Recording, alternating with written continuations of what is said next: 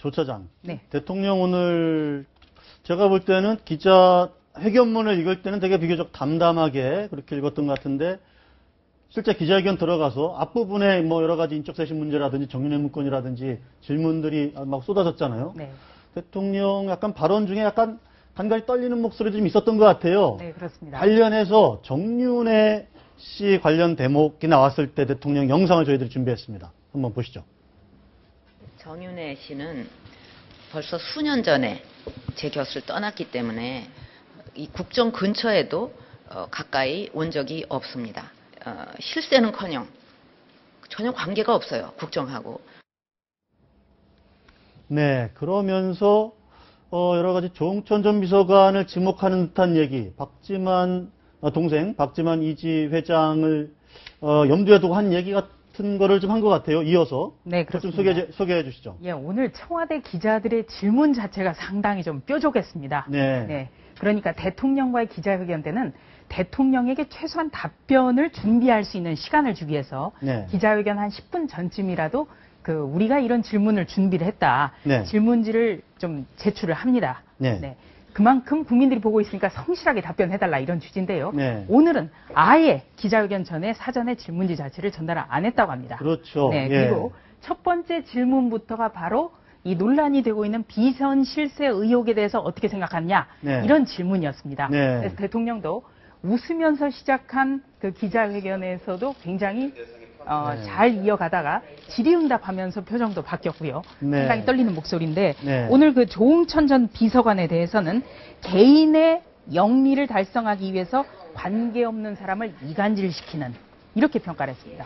조홍천 전 비서관 직접 거명한 건 아닌데 거명하지는 않았지만 이른바 양촌을 염두에 두고 한 말씀 같죠? 네, 그럴 수밖에 없는 게 실세가 아닌데도 왜 자꾸 실세라고 불리냐? 네. 나는 조작이라고 생각한다. 네. 이런 거를 만드는 사람들은 개인적인 영리를 달성하기 위해서 이간질을 시킨다고 볼 수밖에 없고 네. 이렇게 나왔기 때문에 네. 이거는 조홍천 전 비서관을 사실상 겨냥한 거다. 네. 이런 해석이 가능하고요. 네. 또 한 가지는 이 터무니없는 일로 세상이 시끄러워졌는데 네. 예, 이런 장난에 휘말리지도록 않도록 해야 된다. 네. 이런 얘기도 했습니다.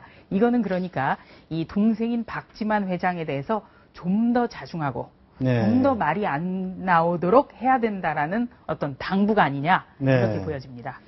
아까 이 박사님이 요 얘기도 그러니까 생각하신 대로 답변을 하신 거다 이런 말씀을 아까 하셨잖아요. 네. 그러니까 제가요. 예. 상식적으로 이해하려고 그러면은 무슨 김기춘 실장하고 뭐 갈등이 있었느니 뭐 언론을 막고 수석을 점프해서 비서고 직접 일을 했다 그런 TV에서 그런 얘기들 많이 하더라고요. 네. 근데 제가 그거는 상식적으로 이해가 안 돼요. 네. 그래서 내가 상식으로 이해하려고 생각을 해보니까 그 김영한 민정수석의 입장이라면 어떨까? 네. 근데 그 신문에 보니까 맥주병으로 사람을 깠다느니 무슨 굉장히 또 욱하는 것도 있고 그러나 네. 또 상당히 정입하고 네. 그랬다라는 느낌을 가졌고 네. 그리고 또 그분이 검찰을 상당히 높은 자리까지 했단 말이에요. 네. 그리고 이분이 절대 비상식적인 분은 아니다. 네. 그 상식적인 선에서 본다면은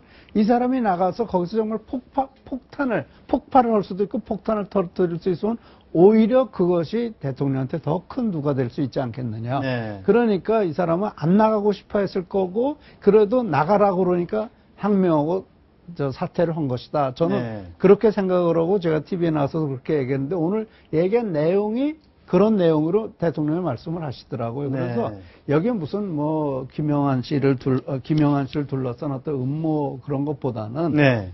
김영한 씨가 얘기한 그 액면 그대로 받아들이는 것이 알겠습니다. 네. 그것과 관련된 영상 마지막으로 저희가 준비한 게 있습니다. 그것도 한번 보시고 말씀 나눠보시죠. 문체부 인사도 어부지리를 노리는 그런 데에 다 말려든 것이 아니냐.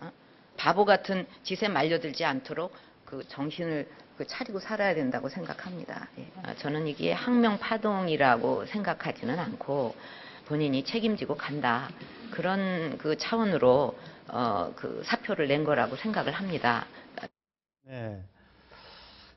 저 두 영상을 준비한 이유는 지금 박근혜 대통령의 뭐랄까 이번 상황을 바라보는 어떤 속내랄까요?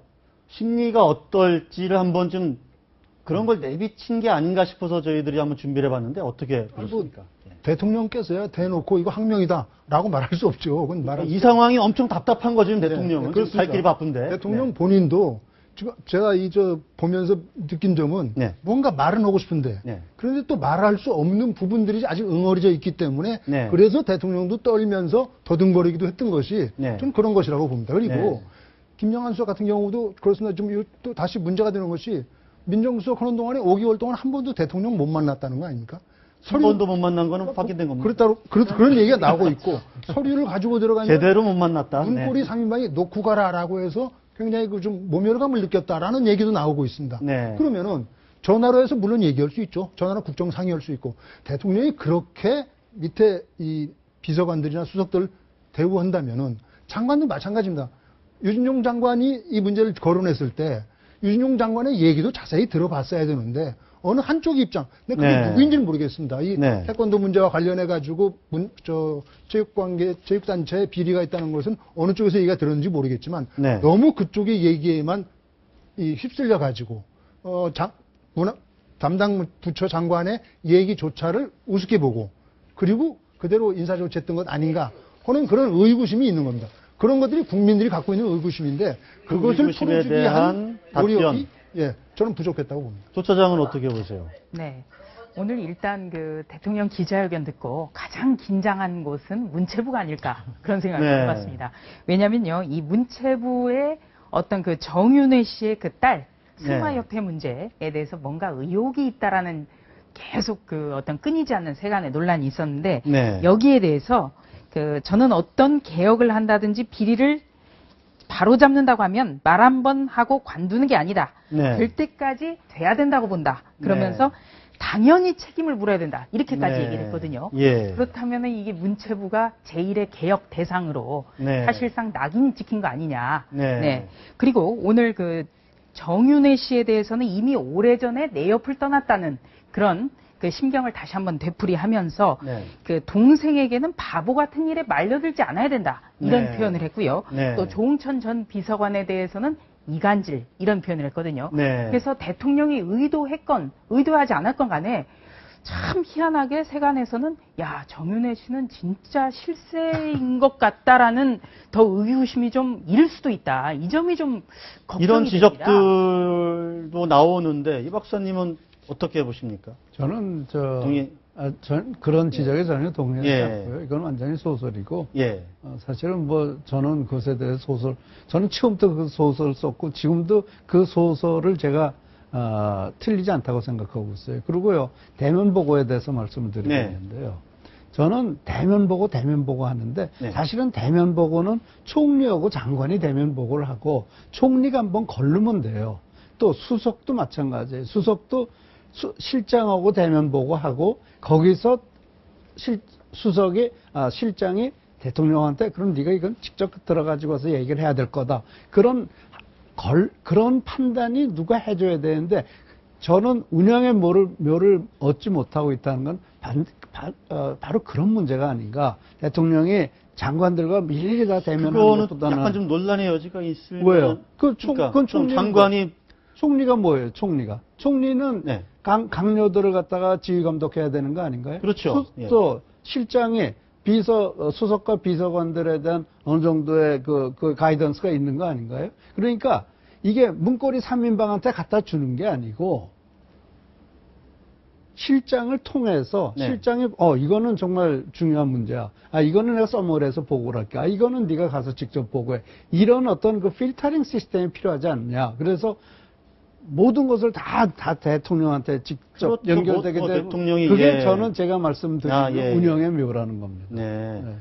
대통령 실장과 국무총리가 지금 그런 필터링 역할을 역할을 제대로 못하고 있지 않느냐. 못하고 있지 않느냐 이런 네, 그걸 것까지 제가 포함돼서 얘기하고 하시는 싶은 말씀이죠. 거예요. 네.